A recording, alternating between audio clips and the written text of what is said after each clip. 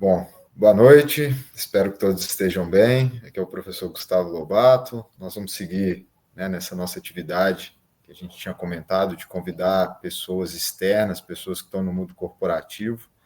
Hoje nós vamos fazer a gravação com o Lucas Simões Borges, ex-aluno do IFMG, mas aluno do IFMG Campus Formiga, hoje atuante como engenheiro de produto na Volkswagen, ou seja, foi para o caminho do segmento automotivo, do setor automotivo. Ele vai contar um pouco mais da trajetória dele, tanto acadêmica quanto profissional. E aí a gente vai bater um papo sobre essas temáticas do mundo corporativo, dos projetos na área automotiva, obviamente sem entrar muito em detalhes por questões de confidencialidade, mas bater um papo, entender como é que está o mercado, entender como que é a atuação hoje do engenheiro que formou há não muito tempo, mas já está desenvolvendo projetos aí no mercado. Lucas, muito obrigado por ter topado participar com a gente, compartilhar um pouco do seu conhecimento e da sua vivência. Agradeço bastante, inclusive, tirar um tempinho aí pós dia maçante de serviço para a gente fazer essa gravação. Gustavo, boa noite, pessoal. Boa noite aí, Gustavo. Eu que agradeço o convite. Eu sei o quanto isso é importante, para a gente, Eu digo para a gente porque poucos dias eu estava vamos dizer assim, do outro lado da tela. Eu lembro várias vezes que a gente teve a oportunidade de... Você trouxe outras pessoas, de várias áreas, seja do automotivo, seja do empreendedorismo, para conversar com a gente. E nessa reta final de curso, de tomada de decisão, sem dúvidas, pelo menos para mim, foi muito valioso. Então, quando eu recebi o convite, não pensei duas vezes, se puder de alguma forma contribuir com a galera. Como você bem falou, recém-formado, 3 anos de campo aí, não é muita coisa, vamos dizer assim, pelo tanto que o mundo aí está disposto a oferecer para a gente, Gustavo? Mas tentar contribuir um pouquinho, eu dispor que eu já vi aí, principalmente no processo de entrada no mercado, essa transição de acadêmico para corporativo, o que eu puder contribuir com a galera, a gente vai conversando aí, eu acho que vai ser uma conversa bem bacana. Aí, falar um pouco mais da trajetória, aí você que manda, Gustavo, conduz aí, pode ir.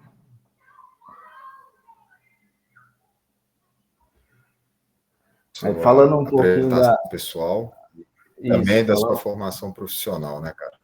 Isso, exatamente. Falando aí, como o Gustavo falou, aluno aí do IFMG Formiga, especializado aí no bacharelado em engenharia elétrica, aí quase 6 anos aí de formação. A engenharia por si só fala por si, todas as dificuldades enfrentadas aí e em meio a esse tempo ainda uma pandemia no meio.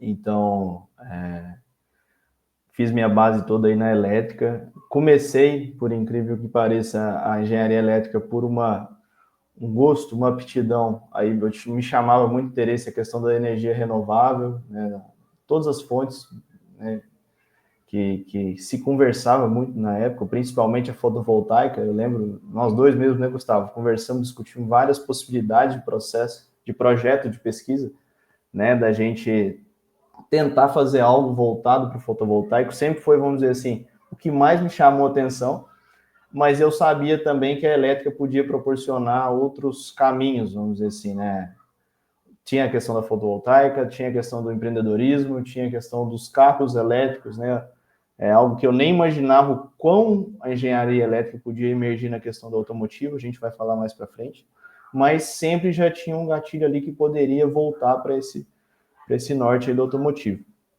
E aí, a partir de 2019, foi onde eu recebi ali as primeiras oportunidades, aí já com uma maturação de curso, para começar a fazer parte dos projetos de pesquisa.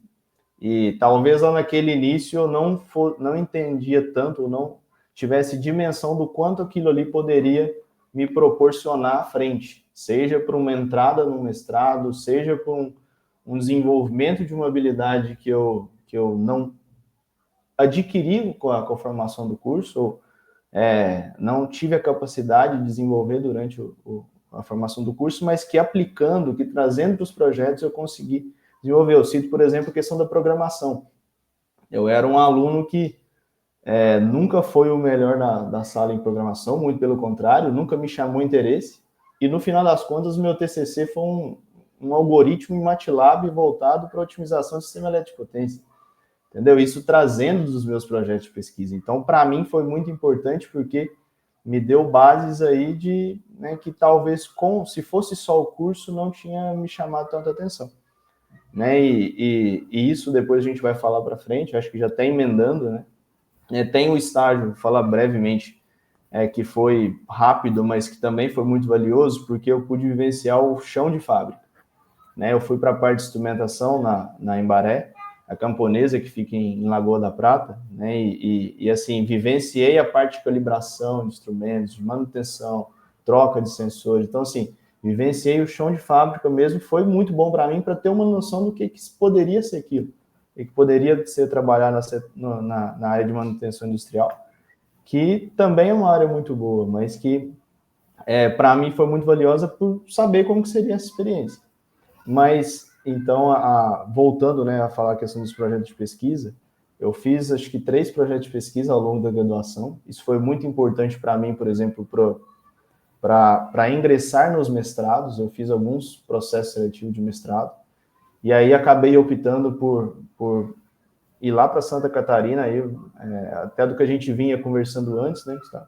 Acabei tendo oportunidades em São João, tendo oportunidade em BH, mas acabei caminhando para ir para Santa Catarina, que era uma área que me chamava muita atenção, que esse é o mestrado em Engenharia de Automação e Sistemas, voltado para sistemas computacionais, e a área de inteligência artificial sempre me chamou muita atenção.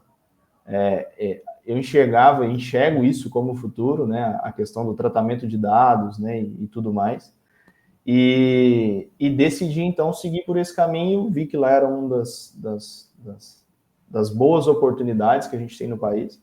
Foi uma mudança e tanto para mim, porque bolsa de mestrado, né, caminhar nessa questão do pós, né, essa transição não é fácil, mas tomei a decisão de ir. E esses passos que a gente dá, a gente não sabe onde, né, as oportunidades que vão aparecer. Eu até brinco, né, passei por, como a bolsa de mestrado, todo mundo sabe, ela ajuda bastante, né, mas muitas das vezes ela não é suficiente. Mas então fui em paralelo a isso buscando alternativas, né, para que aliado ao mestrado e na linha do mestrado que eu conseguisse, né, ter oportunidades, né, ingressar aos poucos no mercado de trabalho. Fiz vários processos seletivos e um deles, o que eu fiz foi dentro da própria faculdade, que foi a Ampera, assim como a UFMG tem e outras tantas universidades têm. A Fórmula Baja, a Fórmula SAI, que são projetos de equipes dentro das universidades. Achei muito interessante. E assim, por que eu coloquei aqui? É só uma, entre aspas, é só uma equipe dentro do universo acadêmico. Mas para mim, isso foi o meu divisor de águas, porque a minha entrada na equipe da Ampera me proporcionou uma visão tanto de empresa, na questão de gestão. Eu fiquei muito impressionado a questão de como que o pessoal era tocado como uma empresa de fato, né, com processos, né, com reuniões, com dailies, com processos que se via em empresas de grande porte. Então, eu fiquei muito bem impressionado por isso. Aquilo me deu uma base muito boa. Eu fiquei ali 4 meses, mas foram 4 meses muito intensos, e onde eu tinha que conciliar tanto o mestrado quanto a atividade na Ampera, que muitas das vezes eu até brincava com alguns colegas, era até mais, dependendo do momento do projeto, dependendo das entregas, demandava até mais tempo do que o que eu estava fazendo naquele momento do mestrado. Então, me deu uma base muito boa. E, como eu falei, processos, a inquietude acho que faz bem, né, Gustavo? Fui o tempo todo buscando oportunidades, mesmo que eu já estava na Ampera, no mestrado, fiquei muito atento ao mercado, fazendo processos seletivos, tomando alguns nãos, até que apareceu a oportunidade era a antiga PTC Group, hoje é Lusa Group, que é uma das terceirizadas que atuam na Fiat. Eu estou dando Não sei se está cortando.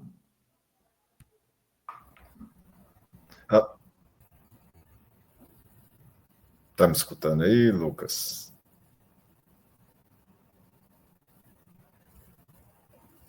Vamos retomar aqui, né? A gente estamos com uns probleminhas técnicos que faz parte do processo quando a gente está gravando. Você estava falando sobre, né, o tanto que te espantou lá a Ampera com a qualidade de procedimentos, processos internos. Aí vou até dar um pitaco aqui, porque eu costumo brincar que tem que ser assim, né? Falar que mesmo internamente na faculdade, eu falo isso um pouco isso porque a gente tenta implementar isso no GSE, ainda mais num ambiente universitário, onde, querendo ou não, você vai começar a desenvolver uma pesquisa e pouco tempo depois a ideia é que você ou migre para uma outra área de pesquisa para você, né, ter experiências distintas ali dentro, igual você falou, você entrou curtindo fotovoltaica, aí curtiu uma outra área, foi trabalhar na outra. A universidade é um momento de você ter experiências em diferentes segmentos. Perfeito. E, ao mesmo tempo, logo você vai estar saindo para o mercado para uma oportunidade de estágio. Então, se a gente começa a não ter um grupo de pesquisa, uma empresa, não empresa, né, empresa júnior dentro da universidade, ou como se fosse essas equipes Baja, se ela não tem procedimento, fica muito mais difícil e complexo as pessoas que vão entrando, né, entenderem aquela cultura. Quando você cria procedimento e processo, você acaba criando uma cultura. Aí isso é que é bacana, né? E aí o processo de transição não precisa ali tanto do professor, é óbvio que é importante, mas os próprios alunos dão conta de fazer aquela engrenagem rodar, né? Sim, e trazendo esse paralelo aí, exatamente nessa linha que você falou, da Ampera, o ciclo ele se renova a cada ano, a cada competição, né? O carro é construído desde vamos dizer assim, do meio do ano para a competição no final do primeiro semestre do ano seguinte. E nem sempre os líderes, né, os heads de cada equipe são os mesmos. Foi justamente isso que você falou, a renovação da equipe, os momentos que cada estudante ali, cada um está vivendo, mas os processos são bem implementados e bem transmitidos, né, para a equipe. Então, o momento dessa transição ele é bem feito. E é isso que você falou, seja Ampera, seja tudo, até a adaptação no mercado. Quando eu saí de lá, eu falei para a turma, eu tenho certeza que cada um aqui que está aqui vai se adaptar muito bem ao mercado, porque o que vocês passam aqui, né, os que vocês já vivenciam, né, a pressão, né, lidar com decisões, isso é o que o mercado, né, em grande maioria pede. É lógico que, né, a dificuldade ela pode elevar ou não, depende da atuação, mas eu tinha plena certeza que cada um que estava ali na Ampera ia se dar muito bem. Mas é o que você falou, processo e toda empresa, a grande maioria, deve ter seus processos bem definidos, né? Então, ter esse contato na faculdade é muito importante, porque é o primeiro contato, é o momento da gente errar, é o momento da gente tomar decisões erradas, né? Tem responsabilidades, mas ainda menores do que quando a gente vai no mercado. Mas aí o que eu estava falando sem dúvida nenhuma, isso foi o meu divisor de águas, né? Pelo menos para a carreira do que eu venho fazendo até aqui, porque me mostrou o mundo, né? Que é o desenvolvimento ligado à área automotiva, né? Nessa época eu estava falando um pouquinho mais, né? Lá eles fazem o desenvolvimento do carro de corrida elétrico e eles estavam, no momento que eu entrei lá, até bem associado ao que eu estava fazendo no mestrado, fazendo o desenvolvimento da área, né, da atividade autônoma do carro.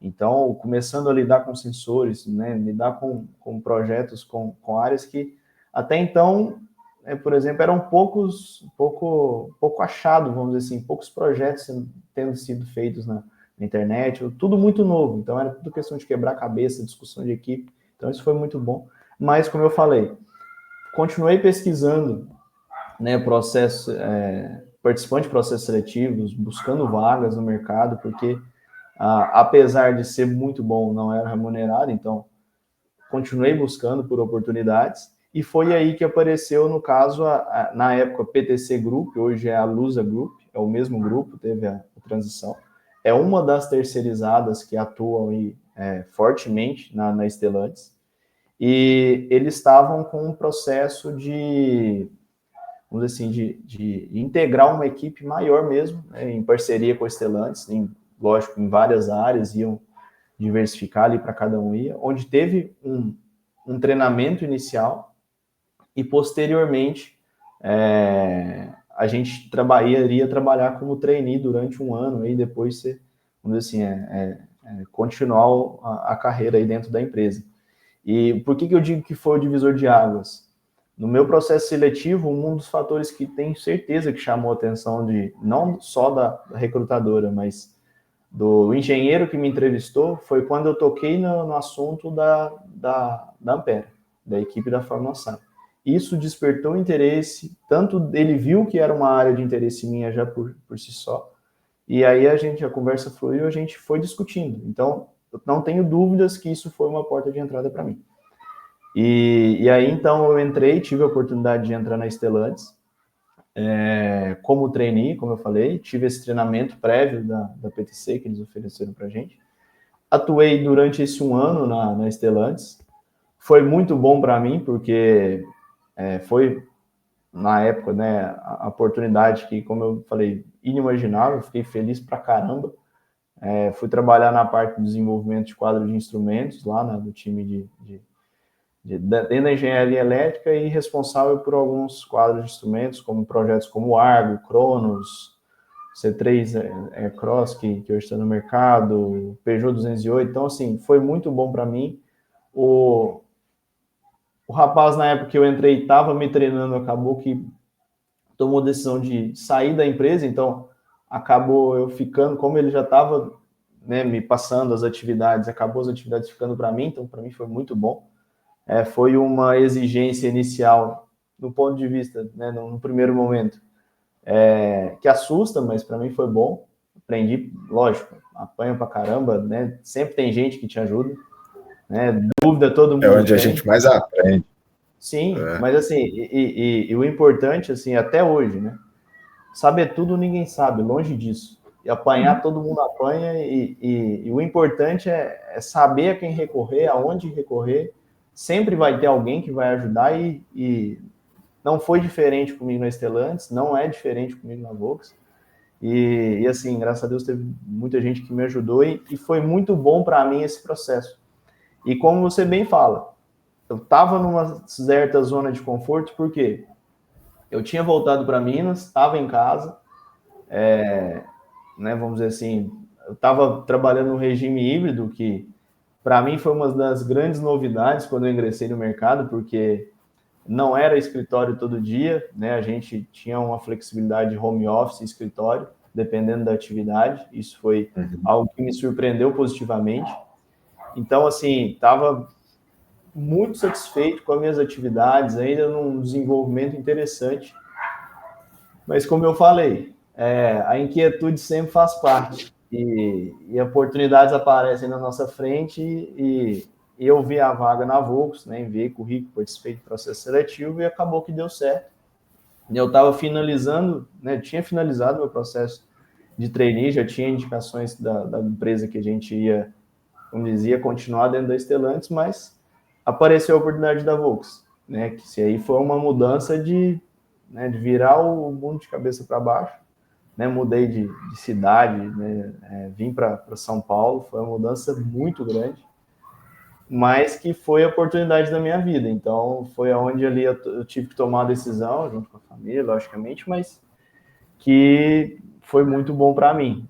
Tomaria a decisão novamente, lógico. E aliado a isso, só trazendo para a questão da acadêmica, né, só para concluir a questão da trajetória, é uma coisa que é muito valorizada no crescimento interno das empresas. Tanto a empresa olha isso, e tanto também para enriquecer a atividade nossa no cotidiano. Quer continuar estudando. Por quê? Logicamente, com a vinda no primeiro momento, né, para Stellantis, eu tive que me mudar de Santa Catarina. Então, eu tive que, num primeiro momento, continuar o mestrado home office, né, remotamente, né, e posteriormente aí tentar tocar da forma que dava jeito. Só que muitas coisas tinham que ser feitas presenciais. Então, eu tive que ali trancar e dar uma pausa no mestrado, e realmente não consegui seguir. Só que, ao mesmo tempo, a atividade nas empresas, né, por tocar projetos, igual eu falei, às vezes faltar alguma coisa ali, eu tive que acabar optando ou buscando algo que iria ser mais aplicável ao meu dia a dia. E foi aonde eu comecei o MBA em gestão de projetos, para tentar trazer mais para o meu cotidiano. Que aí agora eu estou concluindo agora em julho, mas foi aonde uma forma que eu consegui não parar de estudar, porque a partir do momento que a gente para, a gente entra na zona de conforto e não volta. Isso eu já aprendi. Então, assim, foi onde eu não parei, continuei, e é onde agora eu estou concluindo e pretendo aí, uma vez acabando esse, já pensar no próximo, porque, igual eu falei, parando, acho difícil retomar. Sair da inércia é muito difícil, cara. Exato. Ainda mais a gente, sua trajetória que você falou, eu lembrei um pouquinho da minha, quando eu estava na graduação, e da graduação você quer formar, e você quer ir para a empresa porque você quer ganhar dinheiro, né? Um pouco da visão é essa. Chega de ser estudante que ganha pouco, trabalha durante o dia para pagar o curso da noite. E aí eu tive uma oportunidade de... Eu estava para ser contratado na empresa que eu fazia estágio, era até do lado aqui do campus de Betim, a ETRA, e apareceu uma oportunidade de fazer um mestrado na PUC, vinculado com a Fiat. E basicamente minha sala inteira se inscreveu e eu acabei conseguindo a vaga. Aí foi aquele negócio, cara, eu nunca ganhei dinheiro. Então, se eu sair para ganhar dinheiro, eu não vou voltar para estudar, não. Então, eu continuei o caminho dos estudos para depois, aí sim, ter oportunidade no mercado. O que você comentou é difícil mesmo. Eu lembro que o meu mestrado, eu fui para Siemens VDO, eu ainda não tinha concluído o meu mestrado, mas uma porta se abriu ali, eu não vou recusar esperando concluir meu mestrado, e foi punk para conseguir concluir. Mas aí você vai levando, vai ajustando, essa consideração de você não parar de estudar, cara, e não é só assim, ter a titulação, é mais do que a titulação, né? Você ter digamos, um diploma, é você adquirir novos conhecimentos, principalmente no mundo que a gente está hoje, que cada vez mais surge uma coisa nova, surge uma tecnologia nova, uma temática nova, e se você não está alinhado com isso, você fica defasado, você fica atrasado, você não aplica isso. Está entrando muita gente nova no mercado, então esse pessoal está com outra velocidade também, com outras ferramentas, então você tem que estar atualizado, você não pode parar. Não formei, acabou, tô livre. Doce ilusão, tá? Não. Exato. E aí, Gustavo, se me permite, uma dica, porque assim, eu acho, e eu falo muito isso para todo mundo que me pergunta, né, como que foi essa transição e o ingresso nessas empresas, seja lá qual for, né, e não é nem propaganda, não, mas foi muito importante para mim, então eu acho importante passar o recado. O LinkedIn foi uma ferramenta importantíssima para todos os processos que eu fui fazer. Eu sei que muitas das vezes é maçante, a gente tem muitas vagas que a gente se inscreve e que nem retorno a gente tem, mas de fato é a principal ferramenta hoje que qualquer empresa utiliza. Sim. Quando, né, lógico que tudo tem custo, mas quando se tem o premium, melhora mais ainda o alcance daquilo para os recrutadores. Então, assim, e eu falo porque a minha entrada na PTC, consequentemente Stellantis, e também na Volks, as duas foram pelo LinkedIn.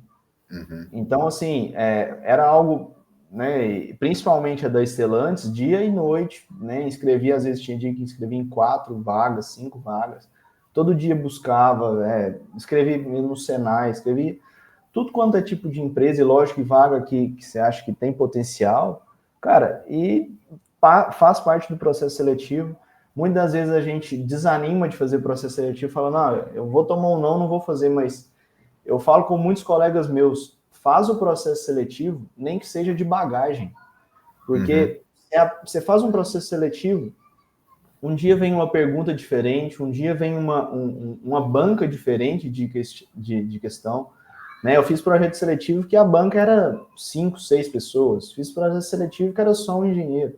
Então, isso varia de empresa para empresa, mas isso vai te preparando para quando chegar uma vaga que, de fato, você fala, é essa que eu quero, você está ali mais preparado, você consegue ter uma tranquilidade maior, nervosismo faz parte, é inegável, qualquer processo, qualquer entrevista, você vai ter um frio na barriga, mas você aprende a lidar com aquilo também. Então, Eu falo até hoje, porque o mercado é muito dinâmico. Eu falo com muitos colegas meus, faz nem que seja por aprendizado, por bagagem.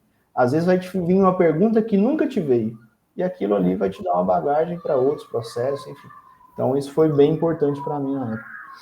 Até porque isso aí a gente não ensina na faculdade, não ensina na graduação, não tem curso nenhum disso, isso é vivência. E não tem como, né, Gustavo?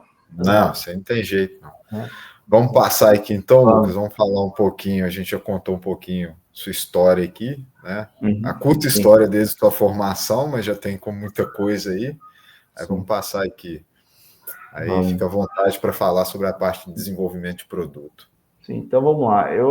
A intenção aqui, Gustavo, eu quis trazer esse tópico porque eu vou te ser bem honesto, quando eu estava na faculdade, se fosse falar comigo lá, você vai desenvolver um produto. Cara, isso iria me desenvolver inúmeros questionamentos e, para ser bem sincero, eu ia ter que me situar onde eu estava, porque o conceito, essa frase, não é, apesar de parecer simples, eu acho que ela é bem ampla. Então, como eu mesmo coloquei aqui, tem a questão do desenvolvimento de um produto em geral, que pode ser um software, pode ser um produto físico, pode ser tudo que é entregável, eu acho que a gente pode enxergar como um produto, né? E logicamente, isso, né, se aplica também ao automotivo.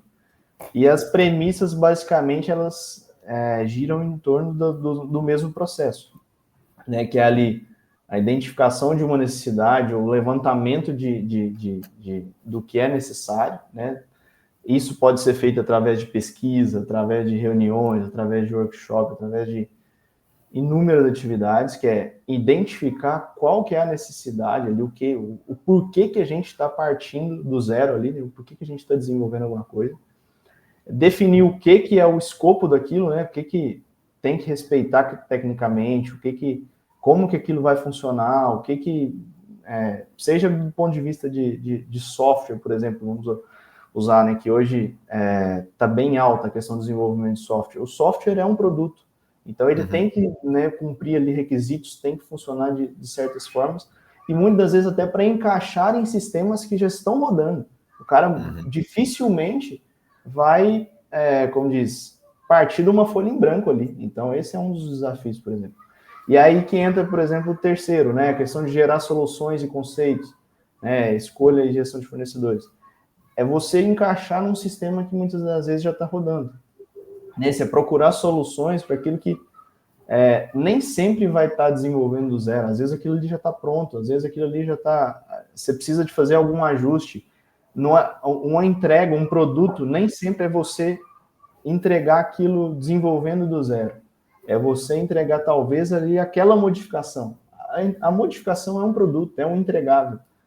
Entendeu? E isso aí, logicamente, a partir do momento que definiu o que era, como que vai ser feito, por quem que vai ser feito, né? O que vai abordar aquilo ali, desenvolver o projeto em si, desenvolveu, antes de ser aplicado, aquilo tem que ser testado, aquilo tem que ser prototipado, aquilo tem que ser discutido, aquilo, aí trazendo para o automotivo, validado exaustivamente, você sabe o tanto que o processo, e falando um pouco, processo de validação automotivo é algo que é muito desafiador, porque talvez o prever, o plano, desenvolver o plano do projeto é muitas das vezes tão difícil, porque a parte de validação é algo muito, que precisa ser muito bem feito. E isso, lógico, vai de empresa para empresa, mas pode ser muito extenso. Então, a parte de validação, ela é realmente exaustiva, de forma que quando aquilo for aplicado no campo, vai trazer o menor número de problemas possíveis, porque zero é quase que... falar isso, tenta-se buscar o zero, né? Mas é complexo. Você começa a validar produto quando os testes funcionais, só o componente isolado. Você faz a validação no aspecto de simulação, aí faz o funcional. Aí você vai junta com alguns outros componentes em conjunto com ele, até que no final você coloca ele junto do carro, né? Então, assim, a tendência, se você deixar para testar só a hora que você tem o carro todo pronto, demora muito, muito tempo perdido. Então, vamos já tentar mitigar alguns erros nas fases iniciais de desenvolvimento. Então, assim, segue a mesma temática, né? Isso, EMC, eu vi que você colocou ali, a EMC foi a área do meu mestrado. A EMC é uma área trash na parte de automotivo. Ainda mais você pensar, eu não sei como, honestamente, hoje, como é que está o nível Brasil para fazer teste, mas você tinha poucos laboratórios credenciados no Brasil, a janela de ambiente de teste deles era baixa, o pessoal cogitava muito ficar mandando coisa para fora, testando fora, né? A gente você mandava... tinha o INPE que fazia, né? Mas hoje eu acho que nem faz mais. Agora, hoje que tem, acho, o Instituto Eldorado aqui em pesquisa faz esse tipo de teste, alguns testes, mas é o que você falou, a grande maioria, tudo fora. Você tem que jogar para fora, e aí, assim, custo envolvido. Então, até quando hoje tem muito essa temática de, né, você comentou aí, você já tem uma solução e às vezes você quer desenvolver o software para ela. Por quê? Se você for produzir uma placa nova, uma PCB nova para um projeto, isso obrigatoriamente ela vai ter que passar por uma validação de EMC. Se você já consegue gerar com base numa PCB de um projeto anterior que tem boa aceitação, que tem baixo quantitativo de problema, você já está ganhando tempo de desenvolvimento aí, reduzindo, seja para desenvolver a PCB, seja para validar ela, né? Isso. É isso mesmo que você falou, né? A questão da validação em escalas, né? Primeiro nível componente, né? Em bancada, e aí é de fato o que a gente traz lá da faculdade, né? A bancada ela é muito utilizada, porque é o que você falou, ela consegue acelerar e prever muita coisa que a gente, né, poderia ver só quando fosse montado no carro. Vai aparecer outras coisas, sim, mas se a gente não validasse em bancada antes, iria aparecer muito mais coisas lá na frente. Certeza. Então, assim, e nem tem, e uma coisa importante, né? Nem sempre a gente tem todas as peças disponíveis no momento que a gente precisa. Então, muitas das vezes a gente precisa simular cenários, enfim. São coisas que a gente tem que adaptar. E aí, posteriormente, né, tiver um nível de validação satisfatório, logicamente tem a entrega, que é o acompanhamento da produção e industrialização da peça, né, trazendo aí para o automotivo, né, industrializar, fazer a peça, montagem e aplicação no carro. E aí você pensa, não, acabou, né? Entreguei, foi pro carro, tá na rua, acabou. Não, mentira. Você tem que acompanhar o pós-vendas, tem que acompanhar o mercado, tem que ver o que deu de reclamação, o que pode ser melhorado, né? Ajustes ainda podem ser necessários na peça, né? Para próximos lançamentos. Porque a lição aprendida não só porque você lançou, mas até para os futuros, já que você está falando de desenvolver produtos novos. E aí, exato. O cliente está aceitando realmente aquela ideia que vocês levantaram e falaram assim, isso aqui é importante ter num novo projeto. Sim. Aí lançou, peraí, validou mesmo, né? Exato. E é isso, o ciclo do produto, falando de uma forma bem geral, ele é aplicado, como eu falei bem no início, né? Qualquer entregável. Tudo você precisa saber o porquê, como, quem, né, para onde, como que você vai validar aquilo ali e onde você quer chegar. Então, basicamente é isso, né, falando bem sucintamente. O que eu acho bacana também que você citou e está até descrito aí a questão dos requisitos, que muita gente acha que é, entre aspas, perda de tempo, né? Vamos começar a desenvolver logo, não. Quanto mais alinhado está toda a equipe, ainda mais pensando em projeto automotivo, né? Nós estamos falando da Volks, podia ser da Stellantis ou qualquer outra montadora ou qualquer outra empresa. Você não desenvolve hoje sozinho, então você tem parceiros espalhados no mundo todo. Tem que estar todo mundo com requisito muito bem alinhado, com entendimento muito bem alinhado, para todo mundo partir do ponto exato de desenvolvimento. Né? E as normas que aquilo vai cumprir, né, Gustavo? Porque você bem falou, aquilo vai ser aplicado no mundo todo. Então, por exemplo, foi um dos desafios que eu passei, por exemplo, quando eu estava na Stellantis, trabalhando com quadro de instrumentos. A gente tinha desenvolvimento de quadro que muitas vezes ia ser aplicado aqui no Brasil, mas que ia ser aplicado também em outros países. E assim, você tem de um lado, e é o que a gente vai falar mais na frente, né? Mas as áreas dando os inputs falando, eu quero que a espia seja dessa forma. Né? Por muitas das vezes o design, né? Que você tem o desenvolvimento ali da interface com o usuário. Mas aquilo ali, principalmente quando eu coloco num quadro de instrumentos, que vamos dizer assim, é a forma de comunicação do carro com o usuário, aquilo não só em questão de design, mas ele tem que atender primeiro uma norma legislativa, que tem uma para cá, né, no Brasil, que vai atender a legislação brasileira, que é baseada talvez numa norma europeia.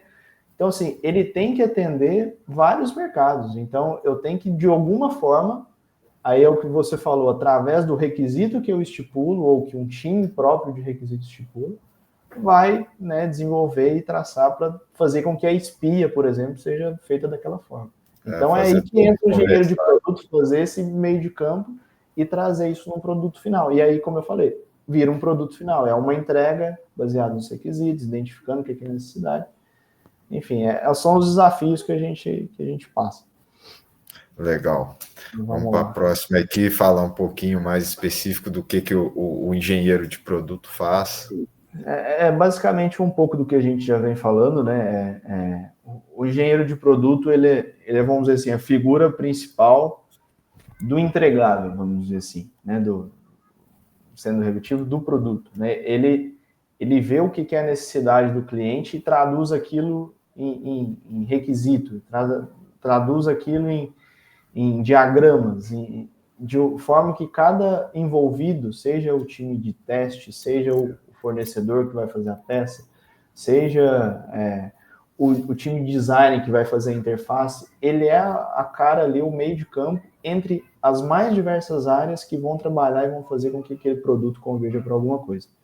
Né? E a questão do que a gente estava falando, né? Ter os requisitos claros é muito importante, porque, como eu falei, nem sempre às vezes, um time mais técnico que vai pegar, nem sempre é o mesmo time que vai pegar. Então, a definição dos requisitos ela é a base de todo o projeto, porque é aquilo ali que vai, né, fornecer ali o caminho para o sucesso ou não do projeto. Né? Você comentou aí o lance de escutar também o que o mercado está querendo, né?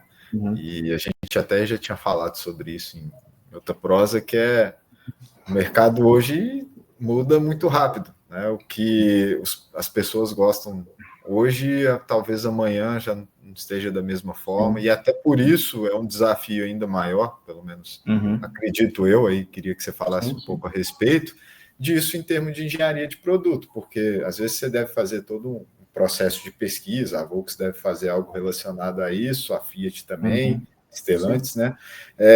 E de repente, beleza, você está trabalhando no processo de desenvolvimento daquilo, mas o mundo está rodando aí. E aquilo que você está desenvolvendo pode não ser tão aplicável quanto esperado, né, no momento de lançamento. Aí como é que é essa balança pesando esses dois lados, entendeu? Seja você colocar uma inovação, o tempo que você vai precisar para colocar aquilo efetivamente no lançamento, isso aí gera muito impacto no setor de vocês? Sempre, assim, todo tipo de entregável, eu penso assim, ele gira em torno de 3 coisas: a técnica, o tempo e o custo que vai levar aquilo ali. Então, assim, e é o que eu ia falar, né? Cliente, você tem os clientes externos, que é quem vai comprar o seu produto, você tem os clientes internos, que são as outras áreas, que é o que você bem falou, né? Você tem um setor, vamos supor, um marketing da vida, que vai trazer, justamente, especializado em trazer esses inputs do mercado, para a área de engenharia, falar, ó, a tendência, ou a gente espera que o carro tenha isso aqui daqui 5 anos, daqui 3, daqui 2, né? Logicamente pensado na frente, e existem times, muitas das vezes, especializados nesse tipo de, vamos dizer assim, prevenção de mercado, de estratégia, ver o que o mercado está convergindo para o momento em que o projeto vai ser lançado. Porque, assim, a engenharia, ela entra como um input importante disso, mas ela entra muito mais na parte técnica. Lógico, contribuindo para aquele tipo de pesquisa, de convergência para um determinado produto, mas dando o amparato, o embasamento técnico para chegar naquele resultado.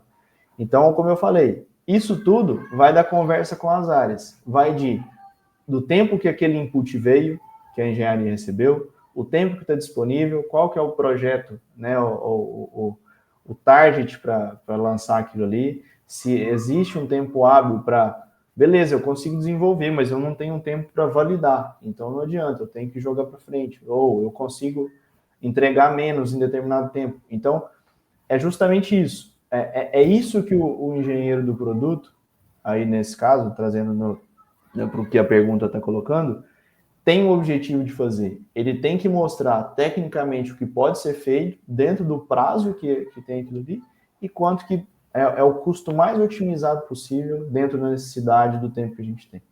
Então, assim, é bem resumido mesmo, né? Isso demanda meses aí de definição, várias reuniões e discussões, mas basicamente é isso. É ele ditar, né, a conversa dentro desses inputs que ele vai receber para entregar o resultado que, por exemplo, o marketing, seja a qualidade, seja o setor que for, está esperando como um produto final, entendeu? A engenharia está ali para executar, dentro das ferramentas que são entregues para ela, basicamente. Não, beleza. Entendeu? Eu vi também que você colocou aí a questão de soft skills, de hard skills, até coincidência, primeira aula que eu dei aqui em Betim, de apresentação, eu fui falar de soft skills e de hard skills com a moçada. Vi que você colocou algumas temáticas interessantes aí, focando nas soft skills, né? A hard skills são aquelas técnicas que, assim, é importante todo mundo ter, é uma base interessante, mas as soft skills também fazem muita diferença no mercado atual, porque a parte técnica você pode crescer e ir evoluindo. A de comportamento é mais complexa, você conseguir o treinamento e o desenvolvimento dela. Então, quando uma empresa também consegue, naquele processo seletivo, né, que começou lá no LinkedIn que você está falando, se ela identifica um profissional com uma soft skills alinhada ao que ela precisa, talvez tenham até alguns candidatos com uma hard skills mais lapidadas, mas pelo menos de pesquisas recentes que eu fiz, o pessoal entende que lapidar soft skills é mais complexo do que a hard skills, né?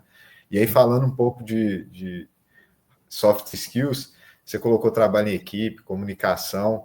Acho que eu comento muito que isso são ações que tem como vocês se construindo dentro de uma própria universidade, sem saber que está fazendo isso. Quando você tem aquelas atividades em equipe, seja um projeto, seja atividade em grupo, a gente normalmente quer ficar isolado de tudo isso, não quer apresentar, não quero aparecer, mas você fazendo isso dentro da universidade, você está se lapidando para esses processos seletivos que você falou lá atrás.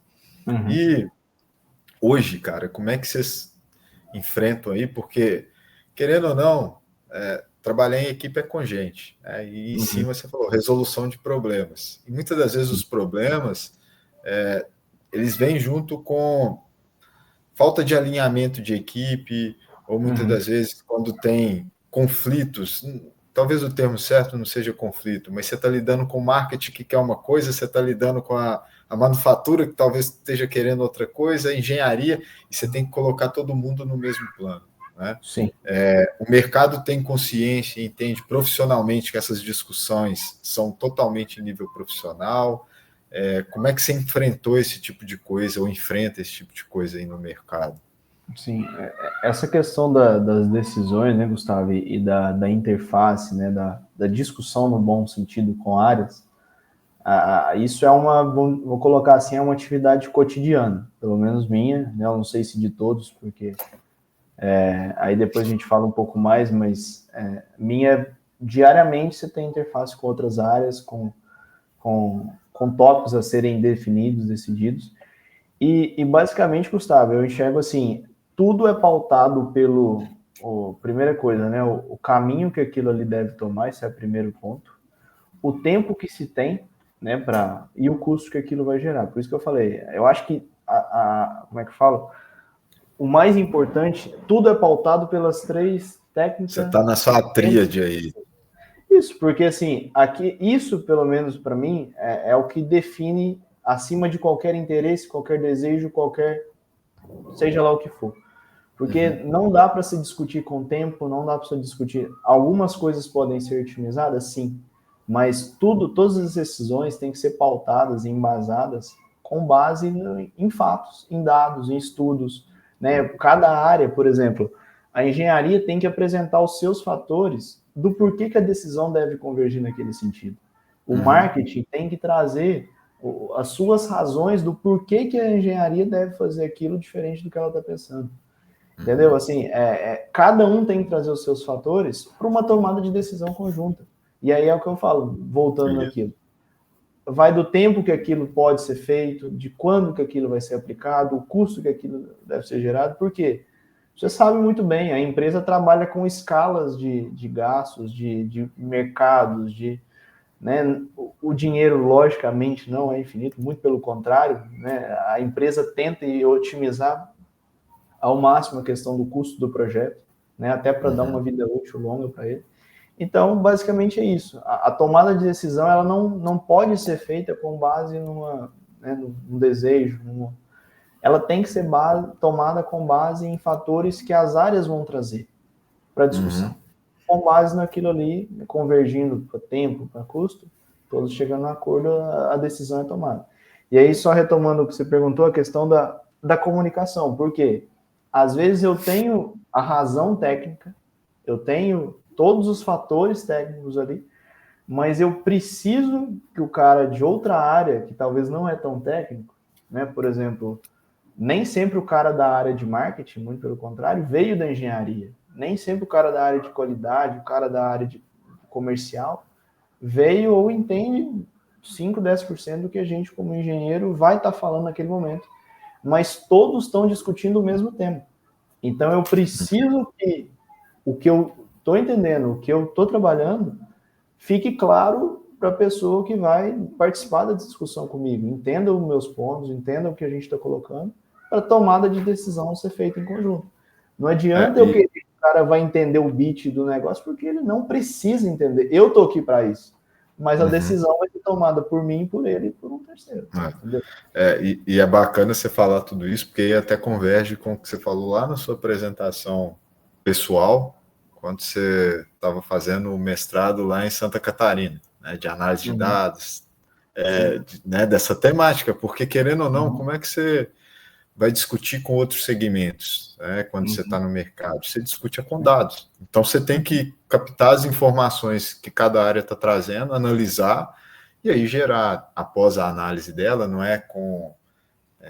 o Lucas acha que deve-se seguir esse caminho, não é achismo, né? É feito toda uma análise antes, por exemplo, nessa tríade que você falou, a gente consegue atender essas três? Ok, então vamos discutir como fazer ou como torná-la viável, né? E então, é isso análise de dados é outra temática. E a gente, cara, não sei você, mas quando eu fiz a graduação minha, e vão-se muitos bons anos nisso, uma das disciplinas que a gente vê e a gente acaba deixando um pouquinho de lado, porque a gente acha, isso daí, vou focar nas técnicas mesmo da engenharia, que é a probabilidade estatística. Hoje é extremamente importante quando a gente está no mercado, não hoje, né? Quando a gente vai para o mercado, a gente percebe a importância dela. E às vezes, por falta de maturidade, quando a gente está na graduação, a gente deixa ela ali um cadinho de lado. Sim, com certeza. Vou até usar essa deixa para mudar aqui, que é da preparação da graduação também, né? Isso aí é basicamente alguns pontos, né, que eu coloquei, né, Gustavo, que podem, vamos dizer assim, eu digo a engenharia por si só, isso é minha visão, eu acho que prepara muito a gente a questão de resiliência e solução de problemas. Muitas das vezes a gente, né, e várias noites viradas aí para fazer prova, várias garrafas de café, você fala, por que eu estou fazendo aquilo? É porque, eu hoje, pelo menos eu penso, né, procuro pensar assim, de que foi a forma como o curso me fez entender que um problema pode ser solucionado, deve ser solucionado, né? Tem que ter insistência para resolver aquele problema e, de alguma maneira, tem de resolver aquele problema. Pode ser da maneira mais difícil, pode ser da maneira mais fácil. Você, como engenheiro, você vai determinar ali o caminho. Então, assim, a engenharia por si só já, pelo menos, me mostrou muito isso. Mas, logicamente, né, as disciplinas, trazendo um pouco da atividade que eu estou hoje, eletrônica hoje, se fosse para pensar, eu teria dado um enfoque muito maior, porque foi muito importante o que eu vi, mas poderia ter dado uma atenção muito maior se fosse para um caminho que eu soubesse que eu iria tomar esse caminho de hoje. A programação, a gente tinha lá no IF, não sei, aqui a gente tinha a disciplina de microcontrolador, que foi algo que foi bem extenso, a gente viu bem o deep do conceito e é muito importante. E lógico, é o que a gente conversou, as optativas, lá para a gente era optativa, a gente viu bem, a grosso modo, a questão dos sistemas automotivos e gestão de projeto, que foi uma visão totalmente fora da caixinha do curso, que a gente tinha várias optativas que poderia escolher, né, por razão de destino, escolher essas duas, e foi muito bom justamente para dar uma visão diferente do que eu já tinha vindo da graduação. Projetos, é o que a gente vinha falando da Ampera, é algo diferente do que a gente vê na condução do curso. Né, traz um mindset aí de empresa, né, trazendo, por exemplo, a empresa júnior, que eu acho que a grande parte das universidades e institutos tem. É algo que se vê além, que você, aí trazendo para a questão do trabalho em equipe, você começa a discutir com os outros membros da equipe, essas próprias empresas têm outras áreas, então você já começa... Não só engenheiro, Exato, começa já a discutir essa questão da convergência de interesses, né? E aí, não menos importante, né? Mas a questão de ferramentas de simulação. Não tem uma específica, tá, Gustavo? Eu trabalhei bastante com MATLAB e Simulink na época. Né? Para mim, lá no início, principalmente no treinamento que eu tive da PTC, lá do ramp-up que a gente teve de ingressão na empresa, o MATLAB Simulink foi muito importante por questão da gente conseguir simular mesmo algumas questões da arquitetura do carro, questão de comunicação entre centrais eletrônicos do carro. Então, assim, essas ferramentas de simulação conseguem, muitas das vezes, adiantar algumas coisas que a gente você colocar a função veicular ali dentro e ver como é que ela vai se comportar, para você saber, peraí, esse requisito está escrito certo? Quando o fornecedor receber ele, o fornecedor está entendendo.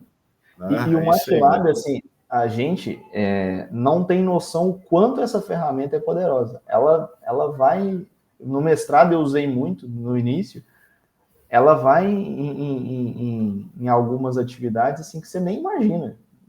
Eu achava que era um mero software, muitas vezes, de programação, mas, cara, é uma ferramenta muito robusta que, às vezes, até na própria empresa, de determinadas áreas, eu hoje não uso no dia a dia, mas eu já vi gente usando, né, dia a dia é uma ferramenta muito boa. Não, MATLAB, você tem pacotes ali dentro, cara. O Simulink que você citou, tem dentro do Simulink tem um pacote, você já juntou ali com a parte de microcontrolador. Você consegue fazer uma programação por meio de blocos e aí ela que gera o seu código para o seu. Você consegue simular a questão do autônomo, a questão dos carros autônomos. Isso na época eu estava fazendo. Hoje eu nem sei como que está mais, mas você consegue, você tem campo, você tem ferramenta ali para simular a questão de implementação de sensores, o que representa aquilo ali. Então, é uma ferramenta muito robusta. E, claro, hoje, por exemplo, para a minha atividade é muito importante a questão de gestão de projeto, né? Seja lá qual for os conceitos, qualquer coisa, né? Por exemplo, o que a gente viu da sua optativa aí, qualquer coisa relacionada à gestão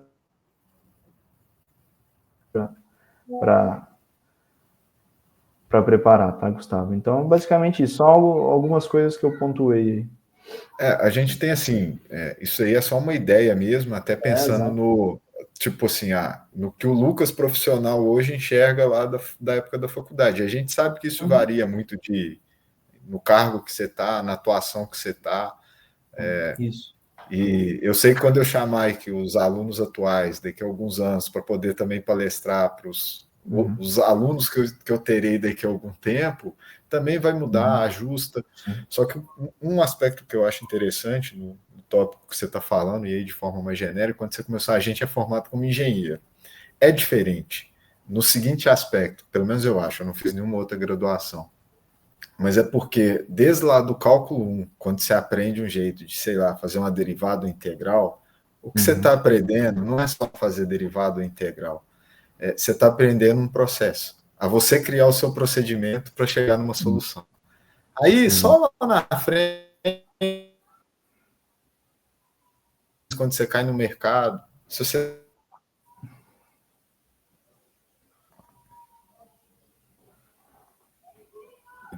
de gestão, você percebe isso.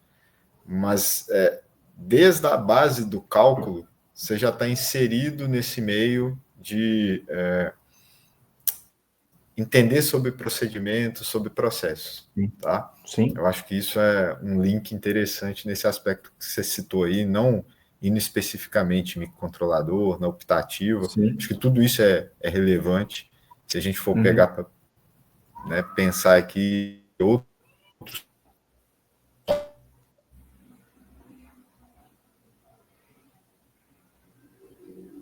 Você está me ouvindo bem, Gustavo?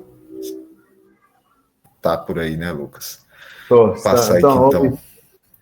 deixa eu só concluir um ponto, Gustavo. Eu Aqui um queria. exemplo que você colocou. Mas só concluir um ponto ainda do anterior. Você está me ouvindo bem? Rapidinho, Pode a falar. questão assim, Tô. a questão dos perfis. Eu já enxergava muito isso no final da graduação, e mais ainda depois, quando eu ingressei no mercado. Existem os perfis de profissionais e todos eles têm lugar na empresa. O que eu quero dizer? Você tem um profissional que ele é mais técnico, aquele cara que gosta da mão na massa, aquele cara que gosta ali do beat do negócio ali, de botar a mão na massa mesmo. E você tem o cara que ele é, não vou dizer só menos técnico, mas ele é mais da comunicação, ele é mais do trabalho em equipe, ele é mais de outras atividades. Claro, como engenheiro, todos eles têm que ter uma mínima noção do que está fazendo, do trabalho que está fazendo, da questão técnica. Mas, como eu falei, vem os perfis. E aí vai a cada um, né, eu acho que tentar explorar os pontos fortes e, lógico, na medida do possível, fortalecer os pontos fracos. Eu sou um cara que não sou e nunca fui tão técnico. Nunca fui ali de querer explorar ali o fio, né, o beat do negócio. Mas a questão da gestão, a questão da comunicação, a questão do trabalho em equipe, isso sempre me chamou muita atenção. E esse é o meu perfil. Tanto é que eu caminhei depois para a questão de gestão de projetos, caminhei para caminhos, né? Eu gosto da questão da interface com outros times. Bom, nós estamos retomando aqui a gravação depois de mais um problema técnico, faz parte. O Lucas estava comentando a respeito de perfis, né? Que tem perfil para atuar em todo segmento. Eu vou deixar ele concluir aqui para a gente ir para a próxima fala aqui. Vai lá, Sim, Lucas. basicamente o que eu estava falando dos perfis é assim, o mercado tem cadeira para todos os perfis, seja o cara que é mais técnico, que gosta de colocar a mão na massa, seja o cara que talvez não é tão técnico, assim, aí trazendo exemplo, eu não sou um cara tão técnico então, assim, eu busquei fortalecer e busco, né, como eu falei, venho especializando aí com MBA, com outras questões, fortalecer pontos que talvez já sejam um forte meu, né, e melhorar, lógico, todo dia a gente está aprendendo. Eu acho que o importante, por exemplo, a questão pelo menos que eu levo para mim nessas empresas, ouvir muito quem está lá já há algum tempo. Né? Quando a gente entra, a gente tem muito a escutar, na minha opinião. Tem gente de casa já, você tem, lógico, que tem que filtrar o que vai te trazer para uma boa caminhada e outras não, mas escutar muito quem já está há algum tempo de empresa, acho que é muito valioso. Você pode cortar muito caminho que talvez fosse mais trabalhoso e tem muita gente boa. Então, como eu falei, a questão do perfil. Tem lugar para todo mundo. Eu sempre soube, desde o final da graduação, que eu não era um cara tão técnico. Né? Então, buscar adaptar ao mercado, a função. O engenheiro de produto, ele pode atuar, seja num perfil mais técnico, seja num perfil mais soft skill, num perfil mais de gestão, seja lá o que for. A base, o conhecimento, o técnico, ambos têm que ter, em escalas que vão se diferenciar de acordo com a atividade, a aplicação da atividade de cada um. Vou só Basicamente, fazer um comentário aí disso que você falou, quando você falou de conversar com quem conhece, conversar de especialista. Eu comento que isso está no PMBOK, né? E às vezes muita gente esquece quando a gente tem que desenvolver projeto, produto, seja lá o que for. Vamos conversar com quem tem mais experiência naquilo, entender o cenário que eles já viveram. Isso aí faz toda a diferença, cara. Sim. Vamos lá. Aqui você tinha colocado basicamente, né, um exemplo de um ciclo de um projeto automotivo. Acho que a gente até abordou boa parte do que tem aqui, mas fica à vontade aí. Basicamente, assim, é um exemplo bem genérico, né? Basicamente o que a gente falou naquele primeiro slide, quando a gente começou a falar de desenvolvimento de produto, né? Que tudo começa na definição do o que a gente precisa, o que é a necessidade da empresa, do cliente, seja lá em que área for. Né? É tudo por isso. A gente não pode sair fazendo sem ter antes definido o que for. Porque tempo é muito custoso. Né? Então, o tempo vale ouro nesses processos. Dias, semanas são contadas a dedo. E principalmente aí agora, trazendo para o automotivo, cada semana ela é muito importante, porque o tempo de entrega de um projeto automotivo, e aí é o mais desafiador, ele é muito extenso. Tanto, como você bem tocou num ponto lá, para acompanhar o mercado acelerado que a gente tem, tanto a necessidade do cliente como a evolução da tecnologia, quanto para atender a robustez do que é uma validação automotiva. Então, você ter esse conceito bem definido do que fazer é muito importante. Aí depois vem toda a questão da análise técnica, né, a partir dessa definição, questão da definição comercial, muitas das vezes é feito por um fornecedor externo, né, seja em que escala for. Né, então, a questão do desenvolver esse know-how, compartilhar a necessidade junto com, no caso, um fornecedor é importante, porque ele precisa entender o que você precisa, ele vai levar aquilo para dentro de casa para te entregar um produto escalonado. Nem sempre a entrega ela vai ser feita de uma forma, de uma vez só. A entrega, muitas vezes, se for um software, se for um componente eletrônico, ela é feita de forma escalonada justamente para... É feita uma entrega parcial, uma validação parcial, posteriormente tem uma segunda entrega, até que seja entregue o produto final robusto, para aí sim, né, ser submetida à validação, seja MC, como você bem falou, é sempre um desafio muito grande, seja de qualquer área, e não só do automotivo, mas da eletrônica. Passar pelos testes de MC, resistência térmica, vibração, é algo muito valioso, porque ele consegue simular e avaliar o que é o impacto, o que aquele produto vai passar aí ao longo de 15, 20, sei lá quantos anos de vida que ele vai ter na mão do cliente. Porque tudo bem, você está entregando aquilo ali, mas o produto vai ficar no mercado, sabe-se lá quantos anos. Então, você tem que conseguir, em curto prazo, simular o que aquele componente vai se deteriorar ali, sofrer ao longo dos anos. Então, você tem que conseguir. Esse processo de validação é importante por isso. E, lógico, funcional, a questão de validação de conformidade legal e com as normas, às vezes, muitas das vezes, até internas de cada empresa. Por exemplo, cada montadora tem as suas próprias normas, além das legais, que cada montadora aí tem o segmento para aprovar uma entrega de produto ou não. E isso é criteriosamente avaliado, rigorosamente aprovado ou não. Norma não tem conversa, seja ela interna ou seja ela legal. Um produto que não cumpre, seja lá o que for de norma interna ou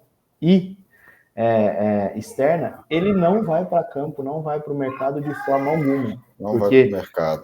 Não tem nada o que se faça se não cumprir o legislativo. Isso é inegociável. É igual eu falo, se é legislativo, tem que ser feito e pronto. Não tem conversa. Não tem marketing que fale o contrário, não tem engenharia. O requisito legal, interno ou externo, não tem conversa. E, logicamente, aí depois a finalização que a gente falou, né, a questão da interface com a manufatura, porque, por exemplo, vou dar um exemplo, né? Engenharia não é uma folha em branco, por quê? Você precisa aplicar aquele produto que você está desenvolvendo dentro de um ambiente. E, por exemplo, quando a gente fala em produção, aquilo que você está desenvolvendo vai ser montado por alguém a cada 1 minuto, a cada 2 minutos, a cada 5, vai depender da escala que aquilo vai ser aplicado. Então, não adianta você querer fazer um produto que, tudo bem, atende o seu conceito, atende a sua necessidade, mas chega lá, o operador da linha não consegue aplicar. Então, você tem que atender a tudo, tem que pensar em tudo, tem que discutir com as outras áreas. Tudo bem, eu pensei nesse conceito, te atende? Beleza, vamos seguir. Então, esse é importante também na questão da comunicação com as equipes. E aí, uma vez aprovado, lançado, né, é feito o monitoramento posterior junto com as áreas. Qualidade acompanha aquilo no mercado, qual foi o reflexo daquilo, se teve reclamação de campo, se não teve. Então, assim, é um trabalho em conjunto. Existem áreas, principalmente dentro do automotivo, que a gente nem imagina, mas que são cruciais para o bom rendimento daquele produto ao longo dos anos. Né? Então, assim, é um mundo, a própria engenharia mesmo se divide em inúmeras sub-áreas que a gente nem tem noção. E aí, basicamente, a frase que eu achei interessante, que é isso, né? O engenheiro de produto, ele transforma as ideias em soluções viáveis, equilibrando inovação, custo e qualidade. Né? Se resume basicamente aquelas 3 palavras, né, que eu falei no início, e de A fato tríade. isso, não dá para fugir disso. A solução ela tem que atender requisitos do cliente externo, que é quem vai comprar, né, mas também dos clientes internos, onde faz as imposições, os desejos, os pedidos, para uma vez ser factível tecnicamente e atender um custo estipulado e um timing ali estipulado. Então, basicamente é isso. O engenheiro de produto é assim, é um trabalho muito dinâmico, porque aparecem contratempos todos os dias,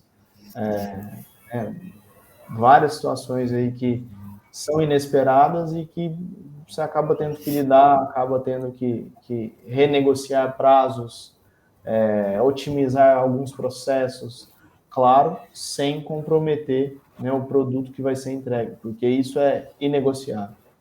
Né? Eu Então, comento que, assim, embora tenha a base muito focada na parte de gestão de projetos, e quando o pessoal fala assim, você está trabalhando com gestão de projetos, você está com tudo esquematizado, você tem o seu cronograma todo certinho, mas você nunca sabe como é que vai ser o dia de amanhã. Qual o problema que vai aparecer amanhã para você ter que atuar em cima daquela, com as ferramentas de gestão de projeto, de qualidade, as que a gente conhece, e sim. poder solucionar ele. Beleza, você ajusta tudo, contornou o problema. Amanhã pode ser outra coisa. Eu tinha um colega, hoje ele está na Continental Estados Unidos, ele comentava muito isso comigo. O que eu mais gosto aqui na nossa atividade é isso. A gente nunca tem dias repetitivos. Os dias são sempre surpreendentes. E saiba que vai aparecer alguma coisa, né, Gustavo? Porque é inevitável. Sempre vai aparecer alguma coisa. Sempre, talvez, muitas das vezes, não é nem só uma necessidade ou uma novidade, por exemplo, olhando o seu lado, talvez é uma necessidade de outra área que você precisa readaptar um prazo seu, uma entrega sua, para atender, porque não adianta eu entregar meu componente se o cara que está desenvolvendo a roda não entregar. O carro não vai ser lançado. Então, é um desenvolvimento em conjunto. Todas as áreas têm que dar as mãos e entregar o produto final. Então, é por isso que eu falo, é um trabalho muito dinâmico, mas ao mesmo tempo desafiador, mas muito interessante. Hoje eu falo que não tinha ideia da área que eu ia seguir, se eu ia para esse caminho. Foi um caminho que me abriu as portas e gostei pra caramba, eu gosto muito da área enfim, penso em ficar por muitos anos ainda. Enquanto tiver condições psicológicas, ficarei. É tenso, é tenso. Ô Lucas, queria te agradecer, cara, imensamente você ter disponibilizado aí um tempo que a gente sabe que é atribulado, né? Desde o momento que eu contactei, você sempre falou assim, não, vamos fazer, é só questão de ajuste, e ainda assim, o Lucas casou há pouco tempo também, teve, né? Eu falei assim, não, agora eu não vou te contactar não, cara, vai curtir o casamento aí. Então, quer dizer, até isso aí acontece, né? É dinâmico. Mas eu te agradeço, eu acho que é fundamental isso, né? Trazer vocês que estão no mercado agora para conversar com quem está na universidade, muitos que também já estão no mercado, que dentro da universidade, mas nem todos na área do segmento automotivo. Né? Eu brinco que lá atrás era só uma sementinha que a gente queria trazer lá em Formiga, e que em Betim também a gente tem essa oportunidade. Você trazer a empresa para dentro do campus, a gente está formando melhor, né, capacitando melhor os nossos alunos para poder atuar no mercado, porque eles já vão estar indiretamente inseridos no mercado. Então, estamos vivenciando isso um pouquinho com a Huawei, vivenciamos lá atrás ainda quando era Fiat, e isso vem trazendo bons resultados, né? Então, acho que a gente tem que valorizar isso também. Ainda bem que você foi para essa área, ainda bem que você está curtindo também, para você poder dar palestra desse tópico para a gente. Só para deixar claro, eu até já tinha conversado com o Lucas, mas a gente não entra muito em detalhe específico, seja de Stellantis, seja de Volks, porque tem detalhes, questões confidenciais envolvidas. Essa apresentação aí a gente vai disponibilizar, né, para as turmas, para os alunos. Vou passar aqui porque o último, além do Lucas, né, também agradecer, eu quis primeiro agradecer a ele ter dado essa disponibilidade. Ele colocou o e-mail dele e o LinkedIn aí, então tem dúvida, tem interesse em saber mais alguma coisa, pode fazer contato com o Lucas. E depois também eu vou levantar algumas questões porventura possa surgir do pessoal que assistiu o vídeo, e aí eu te encaminho e a gente troca uma ideia para poder responder o pessoal. Beleza, cara? Beleza, Gustavo. Cara, obrigado aí pela oportunidade. Como eu falei no início da apresentação, lá atrás isso foi muito importante para mim e espero aí de alguma forma ter conseguido plantar uma sementinha na cabeça da galera, né? Trazer uma visão que para mim teria sido importante e ser passado, né? Nessa época de ingressão no mercado de trabalho. E, cara, é o que eu falei, ainda sou novo ainda, recém-formado, né? Acabei de sair da faculdade também. 3 anos não são nada aí nessa vivência aí que o mercado de trabalho está preparado para oferecer a gente. Mas espero ter conseguido transmitir um pouquinho do que eu já vi até aqui, principalmente nessa questão de entrada no mercado de trabalho, e coloco à disposição da galera, né, se precisar, pode me chamar em LinkedIn, e-mail, do jeito que for. O Gustavo tem meu WhatsApp aí também, estou à disposição. Às vezes acabo falando meio muito, né? Tem muita coisa para falar, mas pode chamar e pode perguntar e, enfim, estou à disposição. Valeu aí, Gustavo, pelo convite. Valeu. São 3 anos, mas pode ter certeza que é 3 anos no, né, tocando rock and roll arriado, porque não tem um dia de sossego nos 3 anos, Com faz parte. certeza, cara, com certeza. Falou então, Lucas. Muito Valeu, obrigado. cara. Vou Valeu, concluir a galera. Até gravação mais. aqui. Até mais. Abraço. Abraço.